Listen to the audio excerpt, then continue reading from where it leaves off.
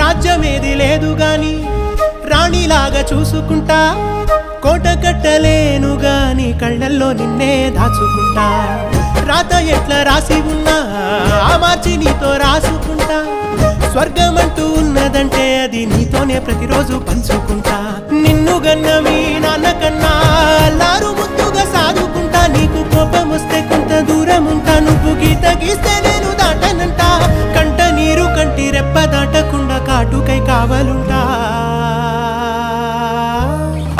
రాంబాయి నీ మీద నాకు మనసాయనే, ఏనాడు నిన్ను వీడిపోని నీడైతనే.